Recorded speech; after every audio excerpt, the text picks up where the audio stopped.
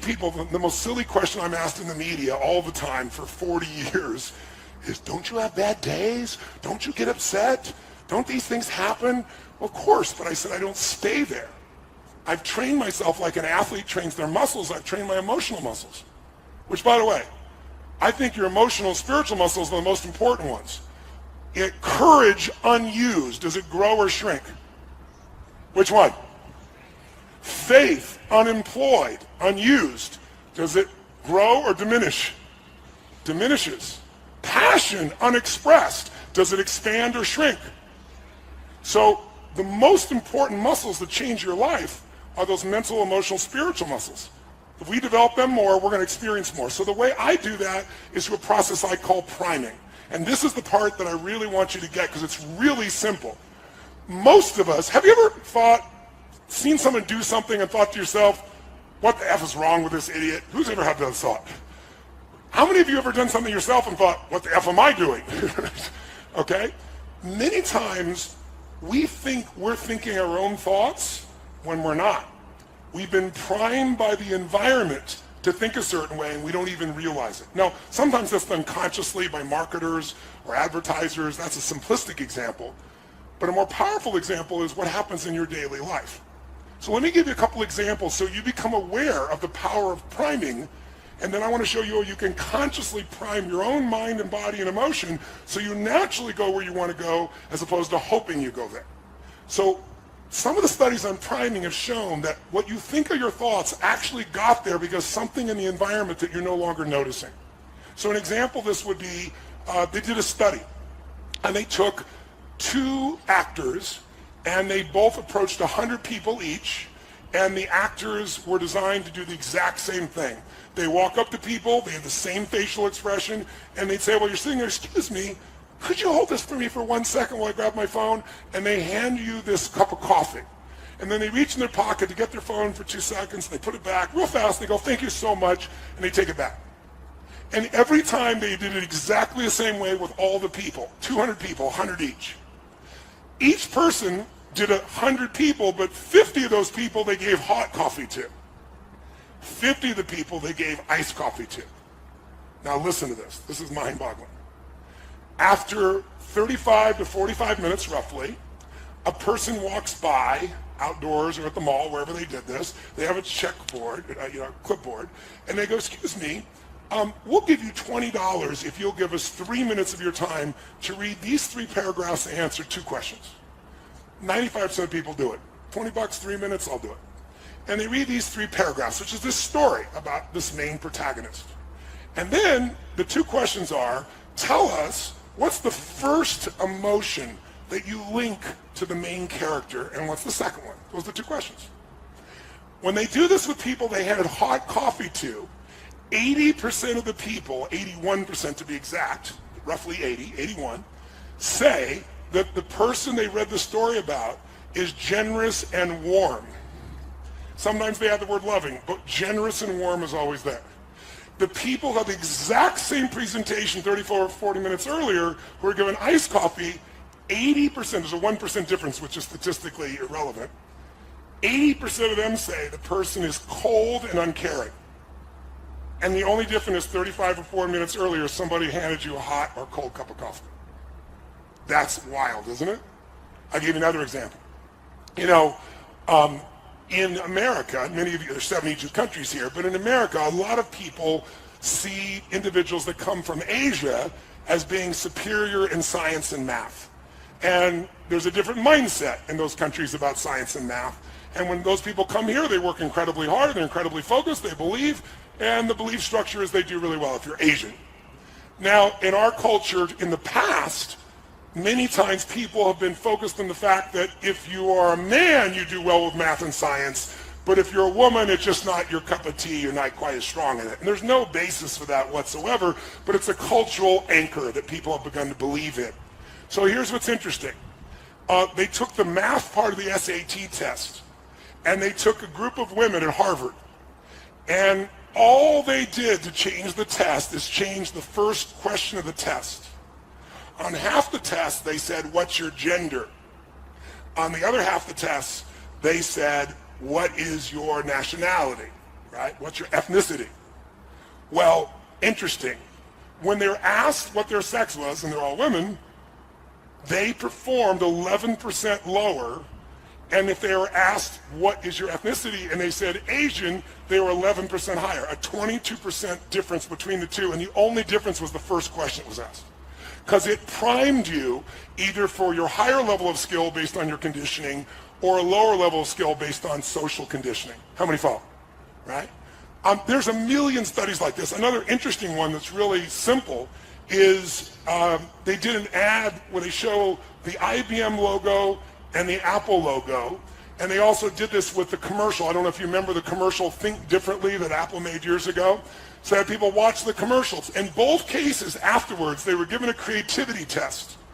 The people that watched the 30-second Apple commercial versus IBM scored 20% higher consistently across the board, and all they saw was 30 seconds about thinking differently.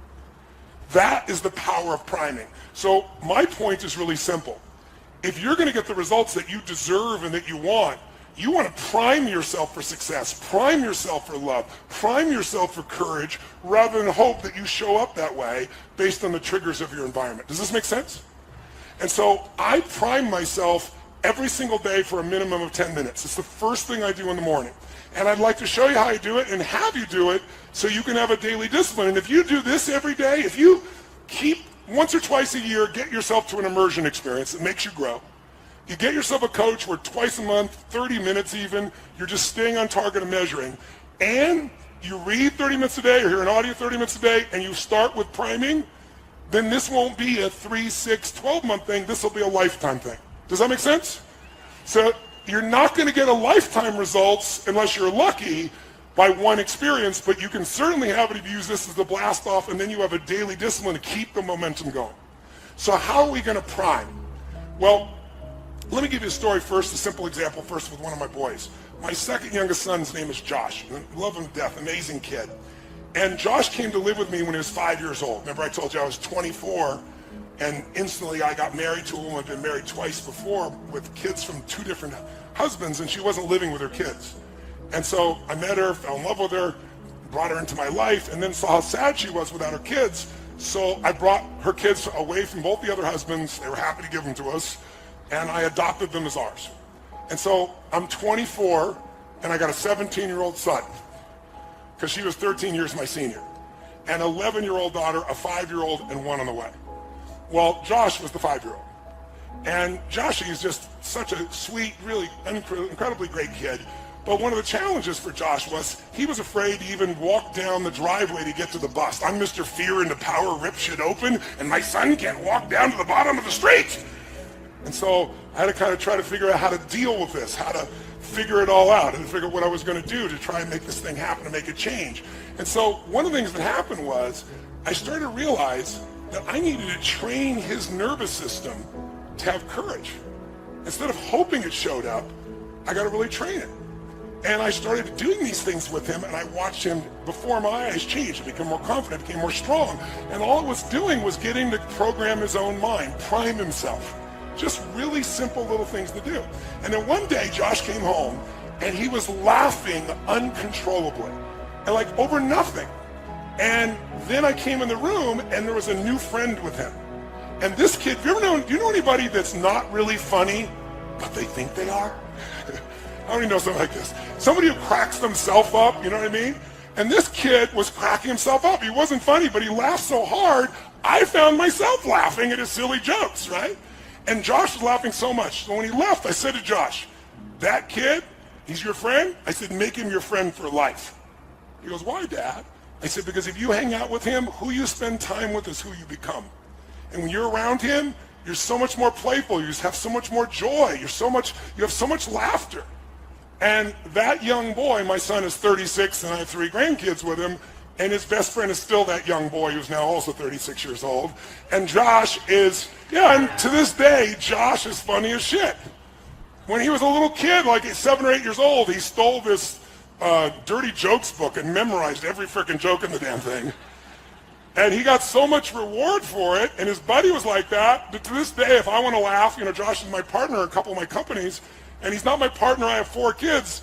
None of my others are partners with me. I love them all equally, but he shows up differently. And part of it is things that stress other people out, he breaks the pattern with his own laughter. And it's beautiful to be around him. Great time. And he primed them. So I'll give you another example of priming. When I first started my Date with Destiny seminar decades ago, I did the seminar in my own house at a place called the Del Mar Castle. And there were about, 38, 39 people at the seminar. It's a little different now, as you can see. And I was delivering like my heart and soul into this particular program. And gradually I started looking around and going, man, I can't keep doing this in my house. There's not enough room. When we got to 100 people, I had to move it. But I wanted to keep it in the, I lived in Del Mar, California. It's on the beach. And I thought, well, there's a hotel on the beach. And it's a really nice hotel called Le Berge, and we'll go down Le Berge, we'll do it there. And they have a room that'll hold 150 people, which is a giant seminar for me at those days. And what I didn't count on, I thought, this is great. People work on their beliefs and their goals and their values, and they go outside and they can sit on the beach during the breaks, and breathe the fresh air. But what I didn't think about is right there in Del Mar on the beach, there's a train station. And so somehow my little brain didn't figure this out till it was too late. I'm in the middle of the seminar and someone is sharing this emotional experience. This woman was raped and she's going through it all, and I'm stepping in to help her, and all of a sudden and you hear this frickin' train whistle. And they do it like 5 times so nobody misses the train. And so every time I start talking, interrupted again, and people are getting pissed off. And it was happening so often because there's so many trains that at one point I realized I know the schedule when everybody will be pissed off. 8:30 a.m., 10:15, 11:30, 12:10, they're going to be pissed because the train's going to come. So I turned to the audience and I said, we kind of have a schedule for being pissed off right now, and I'd like us to train ourselves to feel differently. How many of you have something in your life or someone who can trigger you at times, annoy you? It could be a family member you love, but they have this little thing they do. It could be a husband or wife. It could be your kids. It could be a coworker. How many got one of these? Say, I said, what if we trained ourselves so the same stimulus that was making us angry, we trained our nervous system just using basic science, neuroscience, train our nervous system so the same stimulus makes us feel great. And people looked at me like, this is bullshit. What are you talking about? I said, here's what I want to do. Since the train's going to come 12 times a day and we have 3 more days together, perhaps we should enjoy the train. How many of you, when you were a kid, when you heard a train, you wanted to see the train and maybe count the number of cars or run down and be close to it? How many were excited when you saw a train? Raise your hand, say aye. Now you're on the way to work or a meeting and a train comes and it's in your way. Frickin' train! I'll give you a clue. The train didn't change, right? So the question is, I said, what if every time the train comes, we train ourselves to celebrate, to feel good, to enjoy? And I said, so here's what I'm going to ask you to do.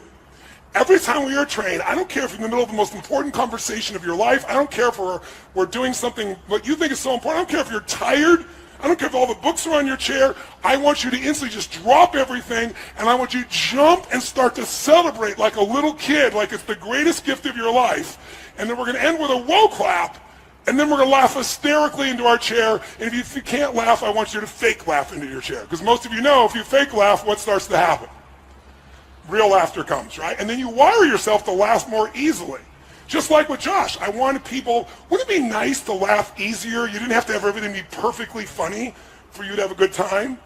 Because most of it doesn't have to be perfectly bad for you to be pissed off. So train it. So I got everybody to agree, and we did it. So every time the train came, and some people are like, oh, a frickin' train, that won't work. You got to go, it's a train. You got to be like a little kid. And pretty soon, people look forward to the train. And by the way, would this be useful to train yourself around a person in your life or a situation, yes or no? So I don't have a train nearby, but I have imported a special train whistle, and I'm going to ask you for the rest of today, no matter how tired we are, no matter how hardworking, no matter what we're in the middle of, if we hear that train whistle, we're going to jump up and we're going to celebrate like little kids, make noise, have fun. We'll clap, we'll do the whoa clap, and then we're going to laugh hysterically into our chair and maybe point at somebody else and laugh at them while we're doing it to train our nervous system. Who's willing to go for it? Who's willing to go for it? Oh, yes! If that feels good, say yes! Say yes! Say yes! So that's priming. Can we prime ourselves to feel good? Yes or no?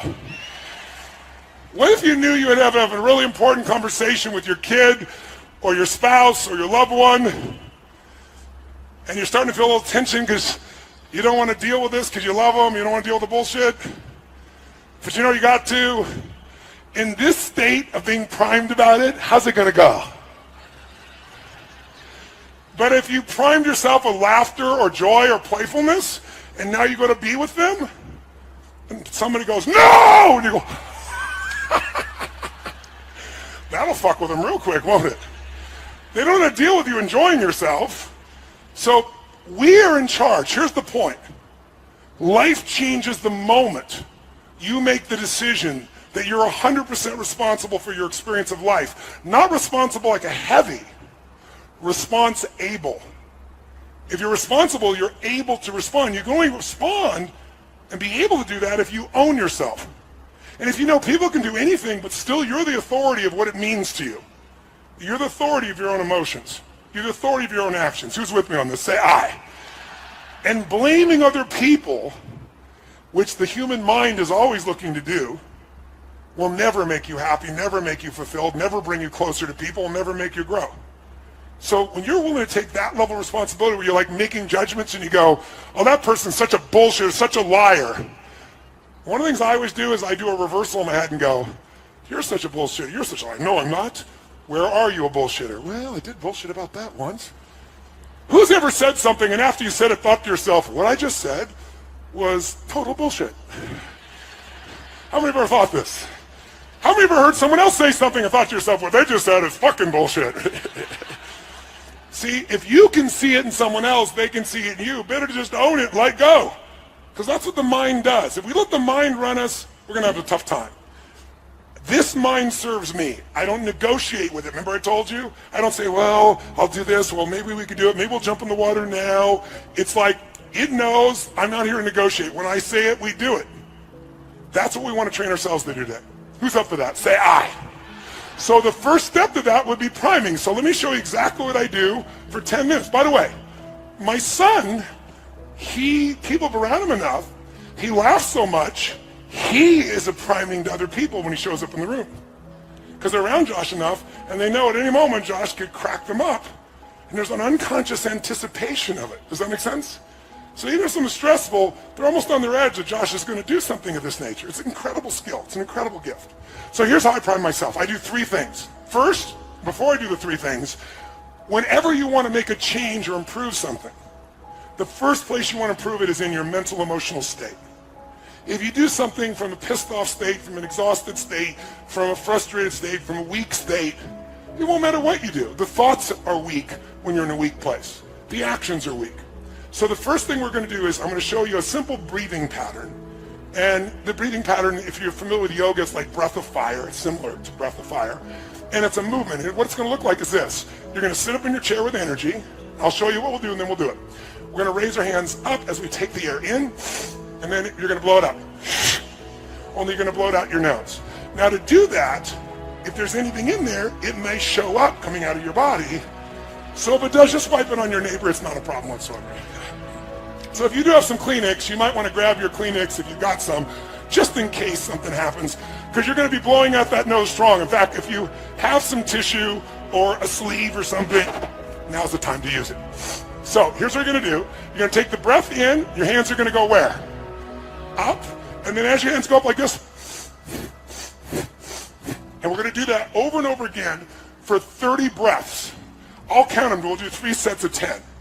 You're going to do this with your eyes closed. Then you're going to drop your hands down, palms up on your weight, on your legs, and you're just going to feel whatever you feel. You might notice some tingling. You might notice a sense of peace. You might just feel relaxed. And then we'll do another 3 sets of 10, another 30. We'll relax, and then another. So we're going to do 3 sets of 30. 3 sets of 10, 10, 10, 10, 10, 10, 10, 10, 10 with a break between it. When you're done with that, you're ready to prime, because it puts you in state. Priming is 3 actions. It's done in 10 minutes. You can do more than 10, and many of you will enjoy it so much you'll go longer. But the reason I do 10 minutes of priming is I wanted to come up with a daily discipline there was no excuse not to do. If you don't have 10 fucking minutes for your life, you don't have a life. Who's with me on this? Say I. And by the way, when you get on the airplane, what's the first thing they teach you when you get on the airplane? They say, okay, here's how to put on your seatbelt, as if you don't know. And then they say, in the result of a loss of oxygen, what's going to happen? These masks are going to drop down, they have oxygen, and the first thing you do is grab it and put it on your child. It's the first thing you got to do. Is that what they tell you? What do they tell you? Put it on yourself, you selfish bastard. What are you talking about? Why do they tell you to do that? Because if you don't take care of you, you can't take care of them. And what a good metaphor for our lives. Yes, give it up for that piece of it. So we're priming taking care of ourselves so we can take care of everybody else too. Does that make sense? So what we're going to do is, we're going to do our 3 sets of 10, 3 sets of 10, 3 sets of 10.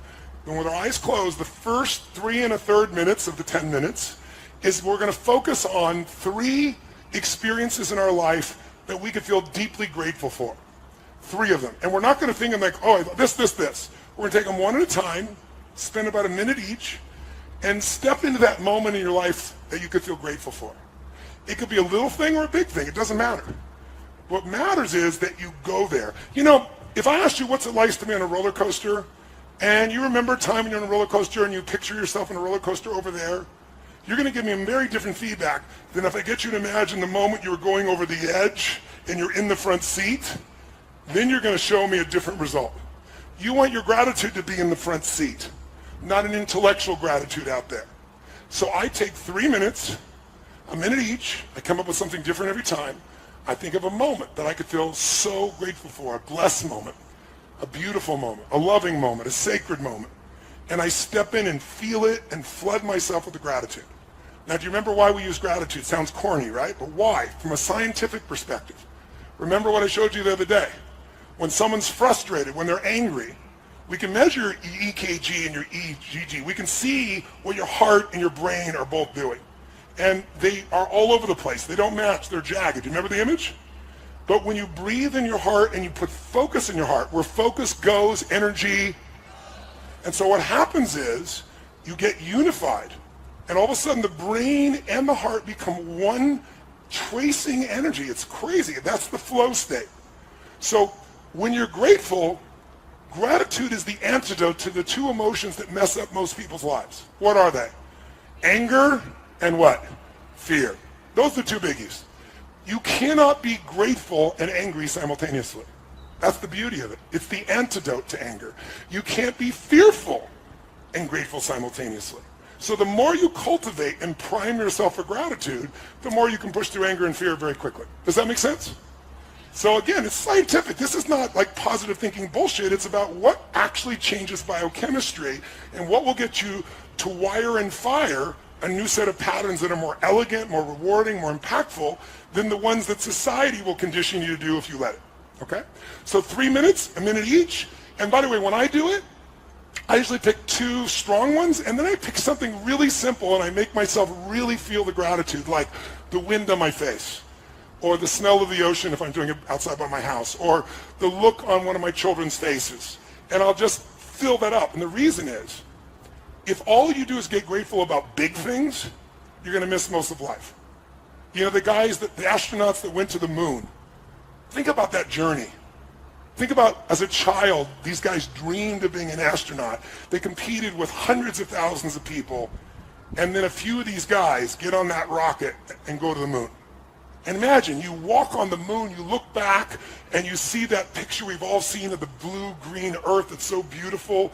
And it's not a photograph. They were the ones there seeing it. Talk about an experience. And then they face their fears and come in, and they land successfully in the ocean, and they're rescued. And then there's a ticker tape parade in New York. They shake the president's hand. And now what do? You're 32 years old, and you walked on the fucking moon. What do you do now for adventure? And if you study the astronauts, Buzz Aldrin, and all these guys, I had a chance to interview most of them, not all, but 3 of them. Almost all of them wrote about, described what happened to them. They no longer had a compelling future. How do I have an adventure? I walked on the moon. Everything else is small by nature.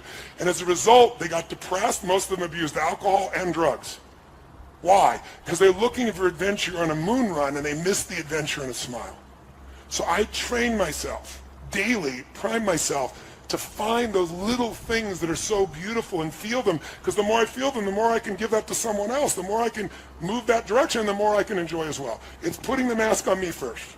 Who's with me on this? Say I.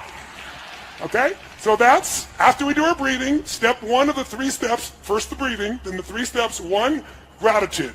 3 minutes roughly, a minute each, 3 different moments you can feel grateful for. And feel it, enjoy it, savor it, live in it. Next 3 and a third minutes. Second piece we're going to do is you're going to feel the energy in you and do a prayer or a blessing. Now, I know many of you are not religious. I'm not suggesting you need to be. But almost all of us know there's a power in love. You know, if God was love, and we didn't come up with all the other names for God, you wouldn't have much argument between people.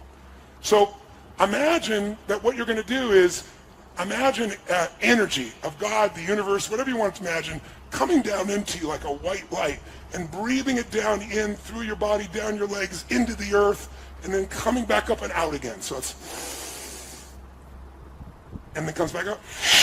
And you don't have to do this with your hands, but I'm trying to show you what the feeling is. And while you're doing this, what you're going to do during those 3 minutes is you're going to give thanks. It's like a prayer saying, heal my body, my mind, my emotions, strengthen me, make me the best I can be, strengthen my love, my passion, my courage, whatever it is that you value in yourself. And you feel that happening.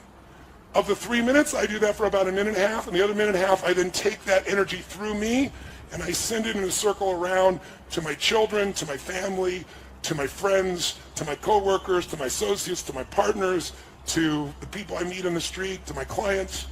And so it's taking the energy in. Now, you might sound like woo-woo stuff, but the idea of allowing your nervous system to heal and strengthen, just the focus of that alone, for you is strong, and sending to others as well. So you can think it's all bullshit, but try it and decide based on the experience. If you do it a while, I think you're going to find it'll deepen that sense of gratitude, because it becomes not only gratitude, but a healing, a strengthening, and a gift to those you love.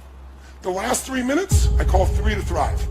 You're going to think of 3 things that you really want to accomplish or achieve, but instead of like hoping it happens or thinking about it happening, you're going to step in your mind and experience it as if it's done. You're going to see it or feel it, breathe it, celebrate it like you've already achieved the goal. What you're doing is training your reticular activating system. And we talked about this the other day, the part of your brain that notices things. When you did, before you bought that car outfit, you never noticed them. Now you buy that car outfit, those cars and outfits are everywhere. How come? Because your RAS, now that you own one, says, this is important, I need to pay attention to this. Well, when you get clear what you want, and you see this done and feel it and create it in your mind and your heart, and you celebrate it, there's a sense of certainty that enters your body, and your reticular activating system starts to go to work on making it happen. So you spend a minute each on those. So basically 3 minutes each, 3 1/3 minutes each, and we're done.